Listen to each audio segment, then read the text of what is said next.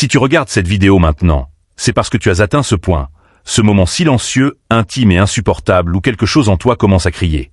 Peut-être que tu ne peux pas nommer exactement ce qui se passe, mais tu sens que tu ne peux plus continuer à vivre de la même manière. C'est comme s'il y avait une fissure intérieure, une rupture invisible qui sépare qui tu es de celui que tu as fait semblant d'être. Ce n'est pas une coïncidence, c'est une inévitabilité. À un moment donné dans le parcours humain, tout le monde fait face à cet effondrement intérieur, et beaucoup l'ignorent, anesthésiés par le confort de la routine ou paralysés par la peur du changement. Mais pour certains, comme toi, cet effondrement se transforme en appel, en impulsion qui ne peut plus être réduite au silence. Carl Gustav Jung a décrit ce phénomène comme l'appel à l'individuation, un processus psychique où l'âme refuse de continuer à vivre sous les masques construits pour plaire, survivre et s'intégrer. Cette vidéo n'est pas juste du contenu, c'est un miroir, un reflet symbolique qui te parvient exactement quand ton esprit conscient n'a plus de réponse, mais que l'inconscient sait déjà qu'il est temps d'agir. C'est le moment où la vie normale commence à révéler son vrai visage, une existence automatisée façonnée par les attentes des autres, des rôles sociaux imposés et des promesses jamais tenues. Peut-être es-tu dans une relation qui épuise lentement ton énergie, ou dans un travail qui, bien qu'il paie les factures, assassine silencieusement ton âme jour après jour. Peut-être que ce qui te piège est plus subtil. La honte de déplaire à tes parents, la peur de ne pas être accepté, le poids d'un chemin tracé pour toi mais jamais par toi. Jung nous a averti que le plus grand danger de la vie moderne n'est pas le chaos, mais l'adaptation inconsciente à l'inauthentique. La véritable catastrophe est de vivre une vie qui n'est pas la tienne et de ne même pas t'en rendre compte. Et c'est précisément pour cela que l'appel surgit à travers la souffrance. Quand la psyché a essayé, de toutes les manières subtiles possibles, d'alerter l'ego, à travers les rêves, les cris silencieuses, l'épuisement émotionnel, et que cela a été ignoré, elle monte le volume. Et ce qui n'était autrefois qu'un inconfort se transforme en désespoir, ce qui n'était autrefois que doute se transforme en angoisse, ce qui n'était autrefois que fatigue devient effondrement. Et alors, quelque chose de curieux se produit. Tu commences à attirer exactement les messages, symboles et signes dont tu as besoin pour t'éveiller. Non pas parce que l'univers est magique, mais parce que ton âme cherche activement les clés pour s'échapper de la prison intérieure. C'est à ce moment que tu trouves des vidéos comme celle-ci. Parce que l'inconscient, comme l'a décrit Jung, possède une intelligence symbolique. Et il se manifeste lorsque l'ego est prêt à écouter. Tu as peut-être découvert cette vidéo parmi des centaines d'autres. Mais rien n'est par hasard quand il s'agit de l'âme. Le contenu que tu t'apprêtes à regarder n'est pas une solution rapide, ni une formule de développement personnel. C'est une confrontation, une convocation à te regarder dans le miroir et à affronter tout ce que tu as évité. La peur, la honte, la colère, l'ennui, la culpabilité, la frustration. Tous ces sentiments ne sont pas des signes de faiblesse. Ils sont des indicateurs que la structure de ta vie actuelle s'effondre parce qu'elle a atteint sa limite. Tu n'es pas brisé. Tu es poussé à renaître. C'est le moment. Et il ne peut plus être reporté. La plupart des gens vivent leur vie comme des zombies fonctionnels. Ils se lèvent, travaillent, produisent, obéissent et recommencent. Ils pensent que c'est normal. Mais ce n'est pas le cas. C'est juste commun. Et commun n'est pas synonyme de sain. On t'a enseigné dès ton plus jeune âge à rechercher la stabilité, à suivre les règles, à t'intégrer, à ne pas faire trop de bruit. Le message était clair. Ne questionne pas. Fais ce qu'il faut faire. Fais ce qui est juste. Mais juste pour qui ? Carl Jung a écrit dans L'âme non découverte que la plus grande menace pour l'âme individuelle dans la modernité n'est pas la folie ni la misère, mais la massification. La transformation de l'être humain en rouage statistique, une pièce remplaçable dans un système qui valorise la conformité plus que l'authenticité. Lorsque tu commences à te sentir étouffé par ta propre routine, ce sentiment n'est pas un défaut. C'est un signe. Un cri silencieux de ta psyché disant « Ceci n'est pas toi ». Tu as peut-être suivi toutes les règles, obtenu ton diplôme, trouvé un travail, un partenaire, posté des photos souriantes. Et pourtant, tu te sens vide. Comme s'il y avait une partie de toi observant tout de l'extérieur. Ce sentiment de dissociation n'est pas une maladie. C'est la conscience qui tente d'émerger. C'est l'inconscient qui signale que la persona que tu as construite pour survivre ne suffit plus pour vivre. La normalité qu'on t'a vendue est un piège sophistiqué. Elle t'offre de petites doses de plaisir en échange de ta liberté. Tu gagnes l'approbation sociale, un salaire stable, l'acceptation familiale. Mais le prix est élevé. Et avec le temps, tu oublies qui tu es vraiment.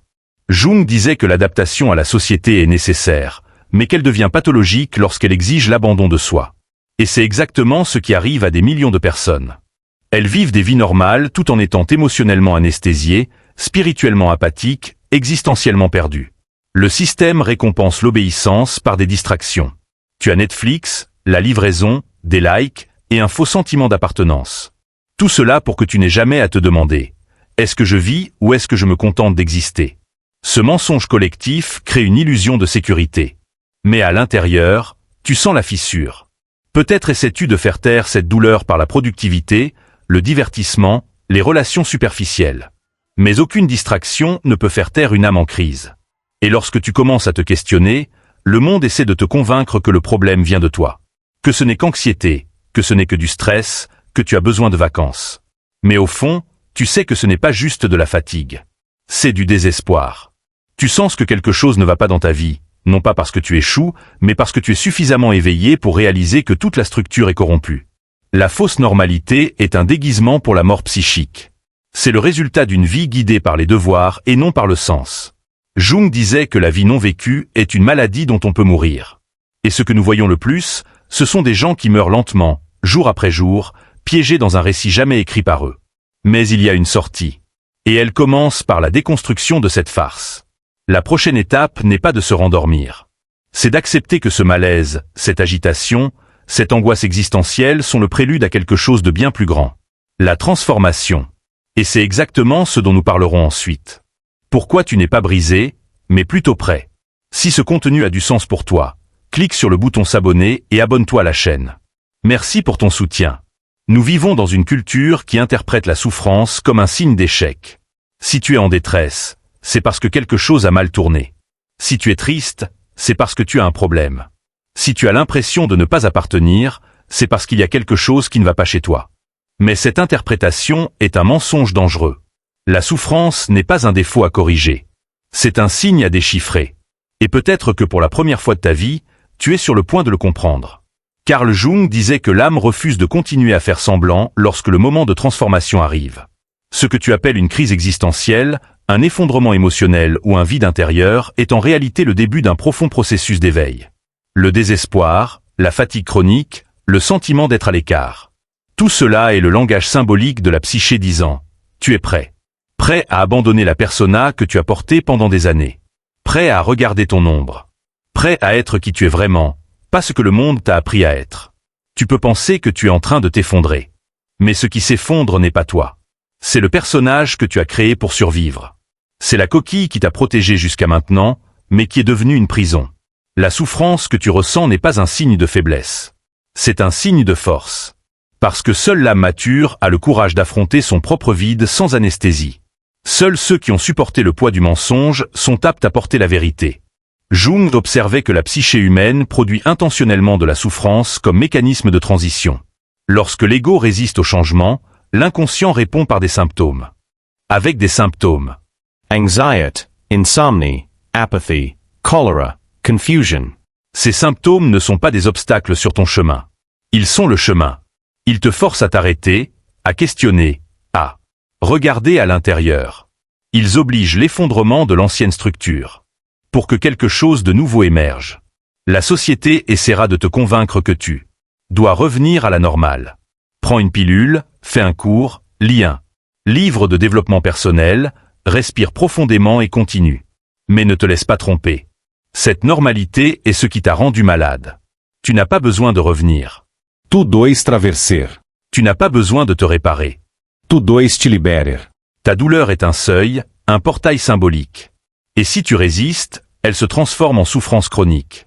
Mais si tu écoutes, elle devient initiation. Ce n'est pas confortable. Ce n'est pas joli. Ce n'est pas rapide. Mais c'est réel. Et surtout, c'est nécessaire. Jung affirmait que le processus d'individuation commence. Quand tu es fatigué d'être à moitié. Quand tu réalises que tu ne peux plus vivre. Uniquement en surface de la conscience. Quand tu comprends que tu dois intégrer ce qui est caché. Tes emotions reprimes, tes traumatismes, tes impulsions, tes desires. Cette intégration n'est pas un luxe spirituel. C'est une urgence existentielle. Tu n'es pas brisé. Tu traverses le territoire inconnu de ton propre âme. Et chaque larme, chaque silence, chaque sentiment de perte fait partie du chemin. La douleur saille de te réveiller. Et maintenant que tu commences à écouter, quelque chose d'inévitable se produit. Tu commences à remarquer que certains messages, personnes, symboles, même cette vidéo, apparaissent dans ta vie. Avec un sens qui dépasse le hasard. C'est ce dont nous parlerons dans la partie suivante. Ce que cela signifie vraiment quand quelque chose de semblant aléatoire vient à toi au moment exact où tu en as le plus besoin. As-tu déjà ressenti que certaines choses viennent à toi au moment exact où tu en avais le plus besoin? Un livre qui apparaît de nulle part. Une conversation qui touche juste au bon endroit. Une vidéo comme celle-ci qui apparaît dans ton fil à un moment où tu es au bord de l'effondrement. Ce n'est pas une coïncidence. C'est la synchronicité. Un concept fondamental proposé par Carl Jung pour décrire ce que la logique ne peut expliquer, mais que l'âme reconnaît immédiatement comme vrai. Jung comprenait que l'inconscient n'est pas seulement un réservoir de traumatismes ou d'impulsions réprimées. C'est une intelligence vivante. Un système dynamique qui cherche constamment à équilibrer, guider et guérir la psyché consciente. Lorsque tu approches d'un point de rupture, quand ton âme commence à s'éveiller à une vérité supérieure, l'inconscient intensifie son activité symbolique. Et il le fait en utilisant tout autour de toi. Rêves, images, émotions et même algorithmes. La réalité extérieure commence à refléter la transformation intérieure. Et ce n'est pas parce que l'univers complote magiquement, mais parce que ta psyché attire ceux dont elle a besoin pour évoluer. Quand tu es prêt, les bons symboles émergent. Et ils ne crient pas. Ils chuchotent. Ils ne convainquent pas. Ils touchent. Et tu ressens, avec une clarté déconcertante, que ceci est pour toi. Que ce message n'est pas générique. Il est intime. Dirige. Incontestable. L'inconscient parle à travers les symboles car il sait que l'ego résiste au changement.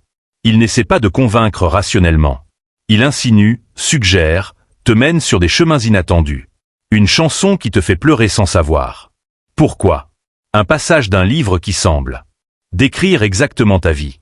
Un rêve qui insiste pour revenir, nuit après nuit. Toutes ces formes de communication viennent de la psyché vers toi. Et les ignorer, c'est comme ignorer un appel divin. Jung affirmait que tant que tu ne rends pas l'inconscient conscient, il dirigera ta vie et tu l'appelleras destin. Mais quand tu commences à écouter les signes, l'inconscient cesse d'être un ennemi caché et devient un allié subtil. Il te guide fermement, même silencieusement. Et cette vidéo est un de ces signes. Elle n'est pas apparue par hasard. C'est une réponse que tu demandais inconsciemment, même sans le savoir. Si tu es ici, c'est parce que quelque chose en toi a reconnu ce contenu comme nécessaire. Peut-être que tu ne peux même pas expliquer pourquoi tu as appuyé sur lecture. Mais ton âme sait. Et elle essaie de te pousser vers l'étape suivante. Parce que maintenant que tu sais que tu n'es pas brisé, que ta douleur est un signe de préparation, et que l'inconscient te guide, tu dois faire quelque chose avec cela. Mais cette prochaine étape n'est pas facile. Parce qu'elle implique la peur. Elle implique le risque. Elle implique de quitter le sûr pour plonger dans l'inconnu. Et c'est exactement ce dont nous parlerons. Ensuite, le saut terrifiant qui sépare la fausse vie de la vie authentique. Si ce que tu entends résonne en toi, tu trouveras une réelle valeur dans mes e-books. Beyond the Shadow explique les idées centrales de Jung. Tandis que Dialogue with the Inconscious te propose un parcours de 30 jours pour les appliquer dans ta vie. Les deux sont liés dans le commentaire épinglé. Tout processus de vraie transformation exige une traversée. Et chaque traversée exige un saut. Pas un saut physique, mais un saut psychique. Le moment où tu dois abandonner le récit qui te gardait en sécurité, même si misérable, pour marcher vers une version de toi-même que tu ne connais pas encore. C'est le point le plus critique du processus d'individuation décrit par Carl Jung. Et c'est aussi le point où la plupart des gens reculent. Parce que le saut fait peur. Cela signifie perdre pied. Cela signifie ne plus avoir de garantie, carte, ni instruction.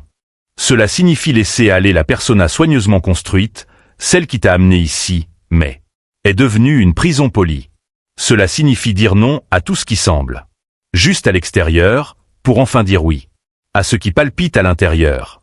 Jung comparait ce moment à la confrontation avec le dragon intérieur, un archétype représentant toutes les peurs, doutes et résistances qui surgissent au seuil du changement. Ce dragon te dirá que tu es faux. Que ce n'est pas le bon moment, que tu n'es pas préparé, que tu vas tout perdre. que tu décevras les autres, que tu le regretteras. Il te montrera tous les scénarios possibles. D'échecs. Parce qu'il sait que si tu sautes, il meurt. Et l'ego craint la mort symbolique plus que n'importe quelle douleur. Mais voici la vérité que presque personne n'ose dire. La peur que tu ressens à ce moment n'est pas un avertissement pour reculer. C'est un signe d'avancée. La peur est le marqueur que tu es exactement au bon point. Jung affirmait que la rencontre avec soi-même est, au départ, la rencontre avec sa propre ombre. L'abîme, l'enfer dont personne ne s'échappe, c'est le soi. Cela signifie qu'avant de trouver la liberté, tu seras confronté à tout ce que tu as évité de ressentir. Pendant des années, tu devras affronter la peur d'être rejeté, d'échouer, de perdre. Tu devras confronter le deuil de tout ce qui doit mourir pour que quelque chose de nouveau naisse, et cela fait mal. Cela paralyse. Mais cela libère aussi. Parce qu'une fois que tu traverses, même en trébuchant, même en pleurant, même en doutant, tu découvres que de l'autre côté de la peur, il y a la vie. La vraie vie. Pas la survie, pas la conformité, pas l'apparence, mais présence. Authenticité et sens. Tu n'as pas besoin d'être 100% prêt à sauter. Personne ne l'est. Tu dois juste en avoir assez d'eux. Faire semblant, être lassé du mensonge, assez courageux. Pour dire, je ne sais pas ce qui vient ensuite, mais je ne peux plus rester ici. C'est le point de rupture, le point de bascule entre ceux qui vivent anesthésiés et les quelques-uns qui osent s'éveiller. Et si tu es arrivé jusque-là, c'est parce que tu ressens déjà l'urgence du saut. La seule question qui reste est, qu'est-ce qui te retient encore? Dans la prochaine partie, nous parlerons de cela. Pourquoi personne ne viendra te sauver? Pourquoi la responsabilité radicale de ta vie est maintenant la tienne? Et seulement la tienne. C'est l'une des vérités les plus difficiles à avaler. Mais peut-être la plus libératrice de toutes. Personne ne va te sauver. Aucune personne, aucun gourou, aucun livre, aucun thérapeute. Aucune vidéo. Aucune force extérieure ne viendra te sortir du trou dans lequel tu es. Aucun sauveur ne viendra réparer ta vie. Parce qu'en réalité, cette responsabilité t'appartient exclusivement. Et plus tôt tu l'acceptes, plus tôt ta véritable libération commence. Tu as été conditionné à attendre. Attendre que quelqu'un reconnaisse ta douleur. Attendre que ton partenaire change. Que ton patron te valorise. Que ta famille te comprenne. Que le système fonctionne enfin. Que le moment parfait apparaisse. Que le courage surgisse de nulle part. Mais tout cela est une illusion. L'archétype du sauveur externe est un piège enfantin de l'inconscient collectif. C'est la voix de l'enfant blessé, qui attend encore protection, réconfort, direction. Mais tu n'es plus cet enfant. Maintenant tu es l'adulte. Et l'adulte, aussi douloureux que cela puisse être, doit prendre en main son propre parcours. Carl Jung était clair en disant que l'individuation, ce processus de devenir qui tu es, ne peut pas être vécu par procuration. Personne ne peut parcourir ce chemin pour toi. Parce que ce chemin est interne et absolument individuel. Chaque pas doit être le tien. Chaque choix. Chaque chute. Chaque renaissance. La responsabilité radicale ne signifie pas que tu es à blâmer pour tout ce qui t'est arrivé. Mais cela signifie que, désormais, tu es responsable de ne pas rester là où tu es. Cela signifie que, même si la douleur a été causée par les autres, la guérison dépend de toi.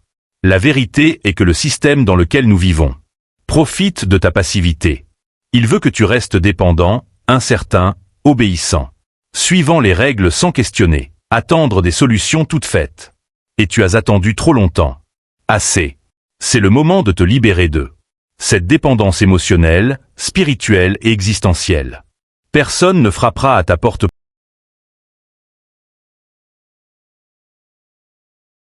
pour te sauver. Il n'y aura aucun signe clair. Il n'y aura aucune permission. Il n'y aura aucun manuel. Ce qui existe, c'est ce malaise croissant en toi. Cette voix intérieure qui insiste, qui te provoque, qui te tourmente, qui t'invite à agir, et qui te dit, avec une force croissante, soit tu changes, soit tu continues à mourir en lente motion. Tu as en toi toutes les ressources pour commencer cette traversée. Mais tant que tu continues à externaliser ta liberté, tu resteras prisonnier. Tant que tu attends que quelqu'un te dise qu'il est acceptable de quitter ton emploi, de mettre fin à la relation. Tu continueras à vivre la vie des autres, pas la tienne. L'ego te dira que c'est impossible, que c'est dangereux, que tu n'es pas préparé. Mais l'ego est lâche. Il veut juste survivre. Et ton âme veut vivre. Prendre la responsabilité de ta propre vie est le début de la vraie maturité. C'est le moment où tu cesses de te victimiser et commences à te reconstruire. In silence. Sans audience, sans garantie, mais avec dignité. Et c'est là que la question inévitable surgit. Que existe-t-il de l'autre côté de cette peur? Qu'y a-t-il après avoir accepté que tu es seul et que le saut dépend uniquement de toi? La réponse que Jung nous donne est claire. La vraie vie. Celle que tu es venu vivre mais que tu as reportée trop longtemps. Et c'est exactement de cela que nous parlerons. Ensuite, ce qui existe. Il y a une ligne invisible qui sépare la vie que tu vis de la vie que tu es venu vivre. Cette ligne n'est pas faite d'obstacles externes, de manque d'argent ou des opinions des autres. Cette ligne est faite de peur. La peur du changement, la peur de décevoir, la peur d'échouer, la peur de sortir de la caverne, de la normalité et de marcher seul dans l'inconnu. Mais c'est de l'autre côté d'eux. Cette peur que ta vraie vie commence. Jung nous enseigne que la peur n'est pas un ennemi. C'est un gardien des portails. Chaque fois que tu ressens l'angoisse face au changement, à la libération, à la prise de risque, c'est parce que tu es sur le point de toucher quelque chose de sacré. Ton vrai moi. La persona que tu as créée, polie, fonctionnelle, souriante, était utile pour te protéger. Mais maintenant elle est une prison. Et la clé pour en sortir se trouve à l'endroit où tu veux le moins regarder. Dans la peur, la douleur que tu ressens, l'angoisse qui te hante, le vide que tu essaies de cacher avec des distractions. Tout cela est l'âme qui essaie de te pousser vers la vie qui t'appartient. Et tu le sais. Tu le sais parce que tu l'as ressenti tout au long de la vidéo. Parce que même sans pouvoir l'expliquer, quelque chose en toi reconnaît que ces mots sont pour toi. Pas pour quelqu'un de générique. Pour toi. La question maintenant n'est pas de savoir si tu es prêt. Parce que tu ne te sentiras jamais prêt. La question est, continueras-tu à te traîner à travers une vie qui te rend malade? Ou traverseras-tu la peur pour commencer à vraiment vivre? Personne ne viendra te sauver. Il n'y aura aucun signe plus clair. Il n'y aura aucun manuel. Mais il y aura un choix. Et ce choix est ici maintenant. Alors laisse une trace. Une petite phrase. Une déclaration symbolique. Écris dans les commentaires, je choisis de traverser. Pas pour moi. Pour toi. Parce que nommer, c'est invoquer. Écrire, c'est sceller. Et cela pourrait être la première décision consciente de la nouvelle vie qui t'attend. Et si cette vidéo t'a trouvé quand tu en avais le plus besoin, comme je le crois, continue de regarder. La prochaine vidéo est tout aussi importante que celle-ci. Elle t'attend comme une autre étape sur le chemin. Tu as déjà commencé. Ne t'arrête pas maintenant.